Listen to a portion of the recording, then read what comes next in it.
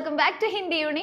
ഇന്ന് നമ്മൾ കുറച്ച് വേർഡ്സ് ആണ് പഠിക്കാൻ പോകുന്നത്. കുറച്ച് ട്രിക്കി ആയിട്ടുള്ള വേർഡ്സ്. നിങ്ങൾ ഡെയിലി ലൈഫിൽ ചിലപ്പോൾ കേൾക്കാൻ സാധ്യതയില്ല, എന്നാൽ എല്ലാവർക്കും ഒന്നും അതിന് അർത്ഥം അറിയാത്ത കുറച്ച് വേർഡ്സ് പഠിക്കാം. അപ്പോൾ ഫസ്റ്റ് വേർഡ് നമ്മൾ പഠിക്കാൻ പോകുന്നത് തിടുക്കം എന്നതിനെ കുറിച്ചാണ്. തിടുക്കം എന്ന മലയാളം വാക്കിന്റെ ഹിന്ദി മീനിങ് വരുന്നത് ജൽദ് ബാസി എന്നാണ്.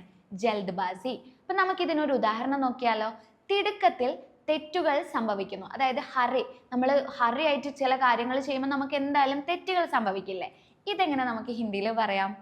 ജൽദ് ബാസി മേ ഗൽത്തി ഹോ ജാത്തി ഹേ. ജൽദ് ബാസി മേ ഗൽത്തി ഹോ ജാത്തി ഹേ. തിടുക്കത്തിൽ തെറ്റുകൾ സംഭവിക്കുന്നു. ഇനി അടുത്തൊരു വാക്കാണ് കെണി എന്നത്. കെണി, ട്രാപ്പ്. ഒരാൾക്ക് നമ്മൾ ഒരു ട്രാപ്പ് വെക്കുക, അല്ലെങ്കിൽ ആളുകളെ നമ്മൾ ട്രാപ്പിലാക്കുക എന്നൊക്കെ കേട്ടിട്ടില്ലേ, ഹണി ട്രാപ്പ് ഒക്കെ. അതിനെ നമുക്ക് എന്താണ് ഹിന്ദിയിൽ പറയാമെന്ന് നോക്കാം. കെണി എന്ന വാക്കിന് നമ്മൾ ഹിന്ദിയിൽ പറയുന്ന വാക്ക് ജാൽ എന്നാണ്. ജാൽ. അപ്പം നമുക്ക് ഇതിനൊരു ഉദാഹരണം നോക്കാം. ഈ കെണിയിൽ ഒരുപാട് പേർ വീണു എന്ന് നമ്മൾ എങ്ങനെ പറയാം? കാഫി ലോഗ് ഇസ് ജാൽ മേ ഫസ് ഗയി ഹേ എന്ന് പറയാം. കാഫി ലോഗ് ഇസ് ജാൽ മേ ഫസ് ഗയി ഹേ. കാഫി ലോഗ് ഇസ് ജാൽ മേ ഫസ് ഗയി ഹേ.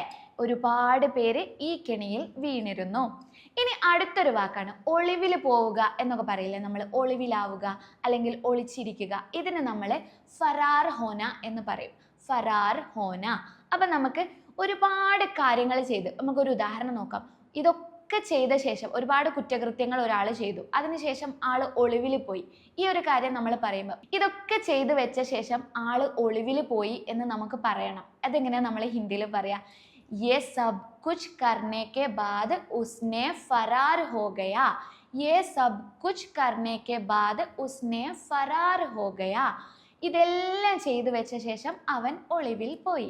ഇനി അടുത്ത വാക്കാണ് ഇൻവെസ്റ്റിഗേഷൻ, അന്വേഷണം. നമ്മളൊരു കാര്യം അന്വേഷണം, അല്ലെങ്കിൽ എന്തെങ്കിലും ഒരു കേസിനെ കുറിച്ച് അന്വേഷിക്കുക എന്നൊക്കെ പറയില്ലേ. ഇതിനെന്താണ് ഹിന്ദിയിൽ പറയാ? ജാഞ്ച് എന്നാണ് പറയാ. ഇൻവെസ്റ്റിഗേഷൻ എന്നതിൻ്റെ കറക്റ്റ് ഹിന്ദി വാക്ക് വരുന്നത് ജാഞ്ച് എന്നാണ്.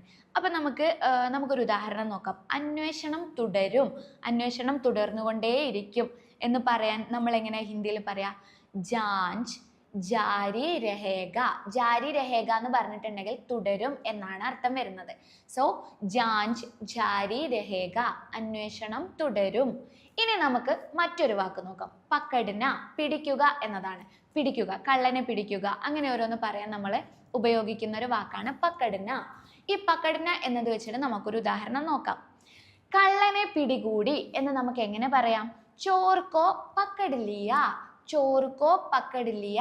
ഇനി അതല്ലെങ്കിൽ കള്ളനെ പിടികൂടാൻ പോലീസുകാർ വന്നു എന്ന് ഇങ്ങനെ നമ്മൾ ഹിന്ദിയിൽ പറയാം. ചോർക്കോ പക്കഡ്നെ കെ ലിയെ പോലീസ് ആ ഗയാ. चोर को पकड़ने के लिए पुलिस आ गया. I hope it's clear. मिलते हैं अगले वीडियो में, तब तक के लिए बाय बाय.